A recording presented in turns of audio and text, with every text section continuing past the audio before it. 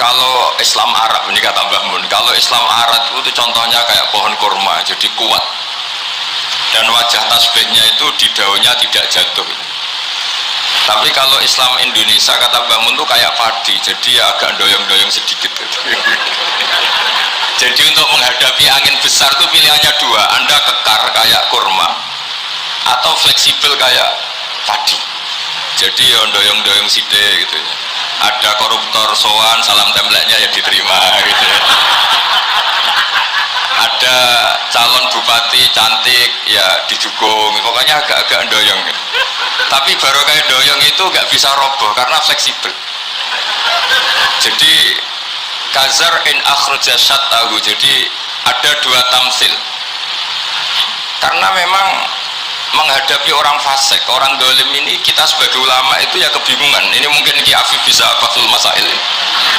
Karena pertanyaannya gini, saya berkali-kali digojlok sama bapak saya. Berteman orang fasik hukumnya gimana? Pasti dijawab haram. Tapi kalau pertanyaannya dibalik, membina orang fasik hukumnya gimana? Baik. Dan bisa membina kalau berteman.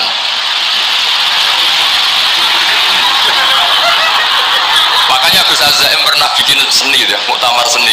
Anggap saja madhabnya seperti itu gitu. Jadi ya agak doyong-doyong sedikit. Masa ketop berteman orang yang macam-macam, tapi itu fleksibel. Nyatanya tetap soleh sampai sekarang gitu. Itu berarti itu ya gitu kata Bangun itu. Jadi untuk menahan angin yang besar pilihannya hanya dua, Anda kokoh kayak pohon kurma atau fleksibel kayak padi. Nah, Islam Indonesia kata Mbah Mun itu pariwa katanya, padi. Jadi ungkapan-ungkapan para masayikh ini penting karena khazanah yang saya baca. Saya berkali-kali cerita ini dalam kitab Khilyatul Auliya. Itu Abu Nu'aim al-Asfihani cerita tentang riwayat Sufyan bin Uyainah, ini gurunya Imam Syafi'i. Itu setiap kali Nabi Isa dan Yahya, ini dua nabi yang sekurun, sama-sama masih muda. Nabi Yahya itu senengannya dolan ke orang-orang soleh, menyambangi orang-orang soleh. Tentu itu bagus. Tapi kalau Nabi Isa ini suka menyambangi orang-orang yang fasik, orang-orang yang nggak jelas. Ketika dua beliau ini ketemu, tentu yang perlu jawaban Nabi Isa karena kontroversi, berteman sama orang-orang yang nggak jelas. Kata beliau, innama ana tabibun udawil mardo. Seorang kiai, seorang nabi, orang yang baik itu ibarat dokter. Di mana-mana dokter itu ngobati orang yang apa? Sakit. Kalau Anda dokter dan peneliti satu penyakit, pasti cari daerah yang banyak pandeminya. Masa neliti pandemi di orang-orang yang apa? Sehat. Jadi ini juga perlu dibasul masail karena tadi dibolak-balik itu.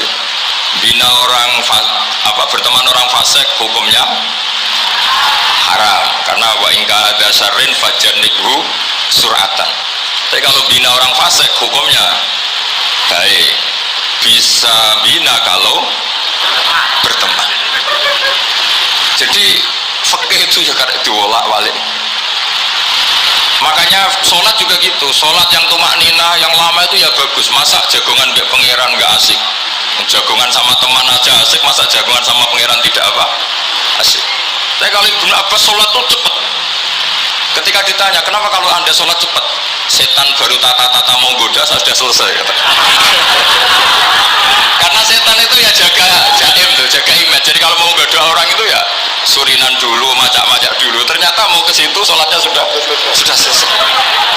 Lah kebetulan mazhab saya itu yang kedua itu gitu. Jadi kalau Gus Azaim itu sholat lama sekali, itu ada mazhab tandingan, yaitu mazhab saya. Itu karena ini sepuh saya, meskipun top beliau tapi sepuh saya. Saya sudah 50, beliau baru 40. Ini berarti baru memulai kiai. Kalau pakai umur nubuah ini baru mulai. Jadi mazhab itu penting. Jadi pembanding itu harus diutarakan. Sehingga dalam fikih manapun itu sebuah madhab itu harus diuji itu lewat pembanding. Dulu itu setiap debat fikih antar ulama itu mesti nggak ada yang menang. Misalnya saya kiai kelihatan miskin itu ya baik supaya santri-santri yang miskin itu punya teman gitu. karena rata-rata santri itu miskin. Nah, dikancani kiai kan seneng gitu. Tapi problemnya kiai yang miskin itu ya nggak bisa nolong santri karena dia sendiri apa miskin. Makanya dulu Imam Syafi'i itu pengagum orang miskin.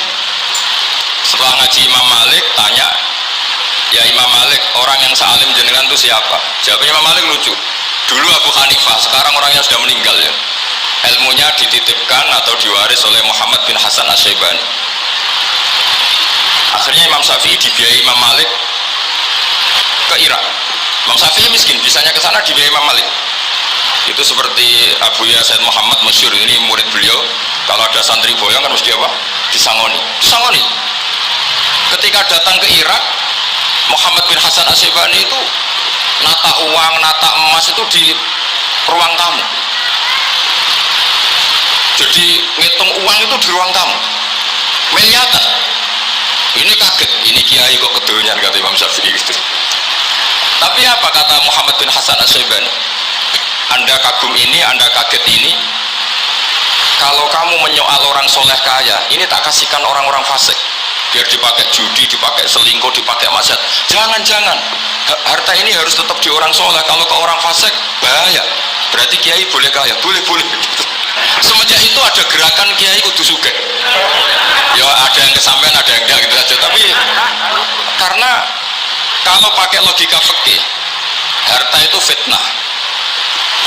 Oke, seakan-akan harta itu masalah. Tapi kalau ini dikuasai orang dolim, maka masalah besar. Jika orang-orang soleh ini harus juga menguasai harta. Nah, terus lama-lama dikiaskan kekuasaan. Kalau yang kuasain orang fasik, orang tidak sholat, ribet. Akhirnya kiai terus dukung, ya akhirnya ke politik tadi. Nak menowo bupatinya kena diatur gitu. Diatur kon sholat, orang yang sesi proposal, maksudnya diatur tim sholat maksud. Ini cerita-cerita apa logika fikih.